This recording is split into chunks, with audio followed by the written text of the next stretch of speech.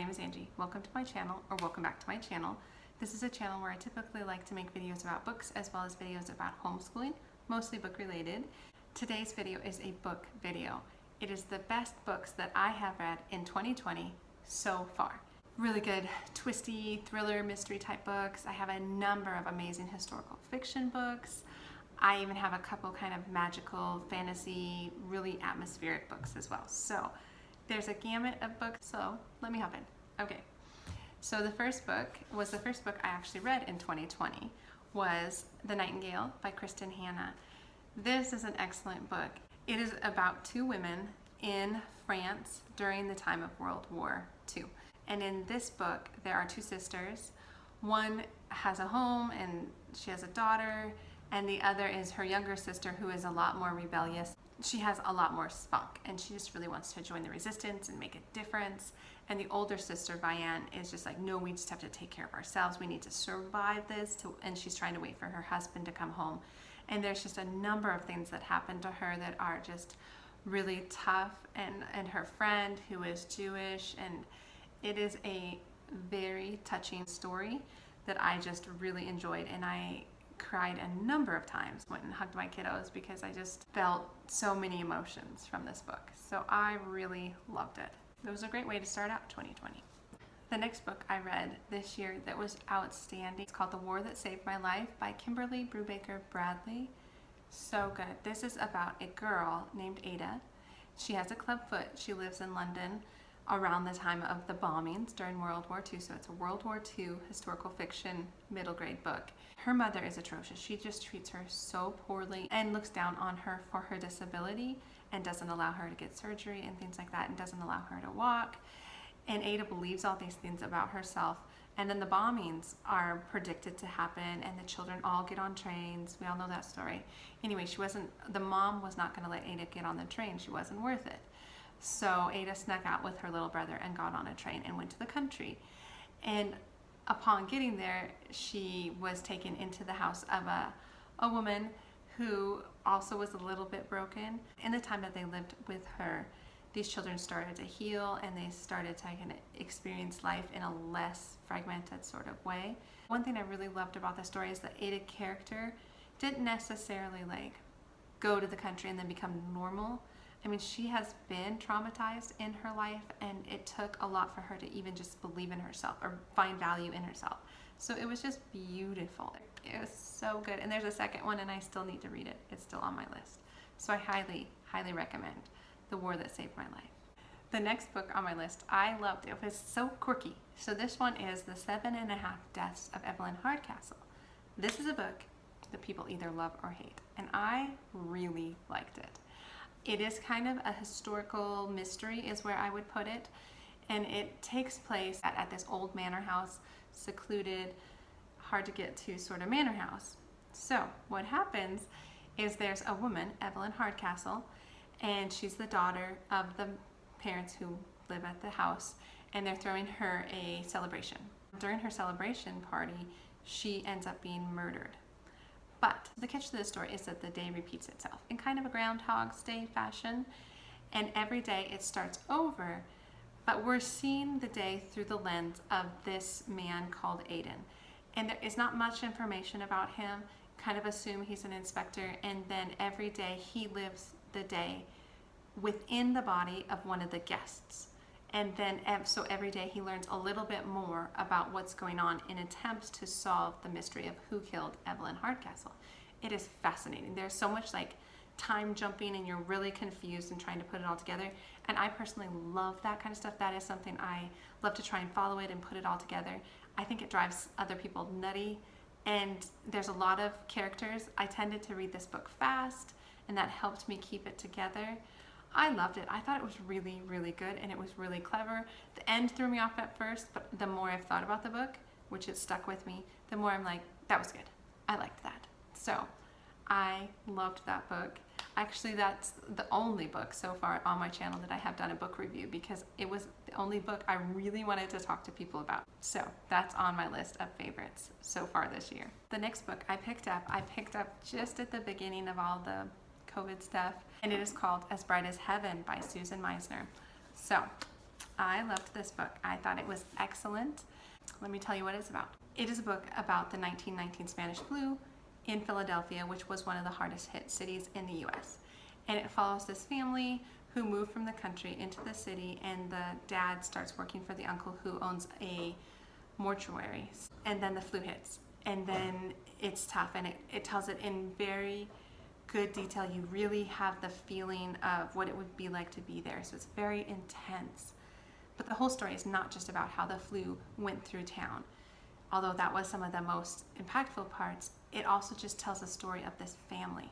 And I loved the family. That was my favorite part, is just this mom and dad and the 3 girls and how they love each other. They've been through some loss. They end up taking in an orphan, flu orphan. They just loved him and they fell in love with him, and it really helped them heal during this just terrible time in history. Oh, it was so good. I mean, a lot of people have been reading this lately. A lot of people have been not reading this lately for the same reasons. I just found it very, very interesting. So I highly recommend that. That was such a good one this year. All right, another historical fiction that I read this year that I loved and has been on my radar for a long time, I've owned this book for a long time, is All the Light We Cannot See by Anthony Doerr. So this is fantastic.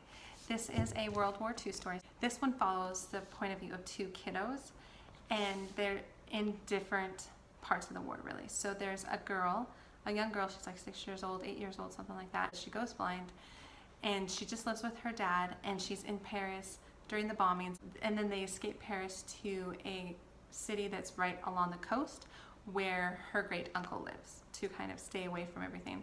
And then there's this boy, Werner, who is a German boy. He is an orphan, but he's really clever, he's really smart, and he knows how to fix things, especially things like radio, so electronic things. And so he kind of became known for that, and then the Hitler Youth picked him up and they offered him a spot in their school, and he took that up because his other option was to go into the mines.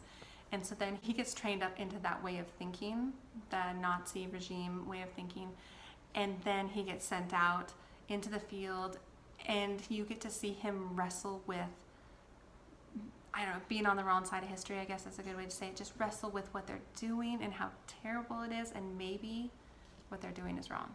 And so he is on that side, and then she is in this town.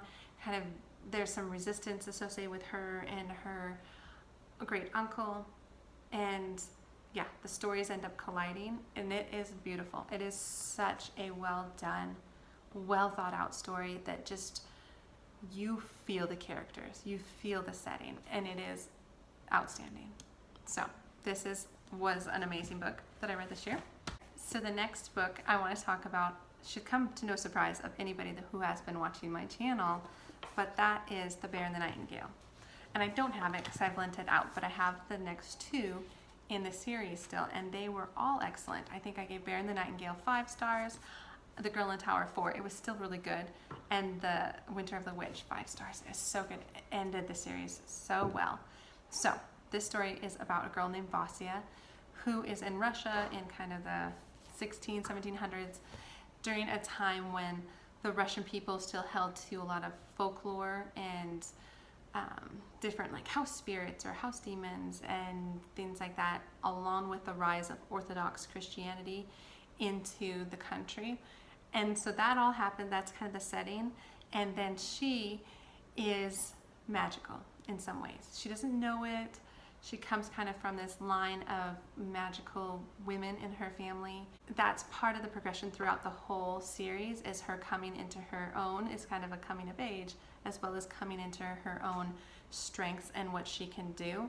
I don't want to give too much away. They are very fun.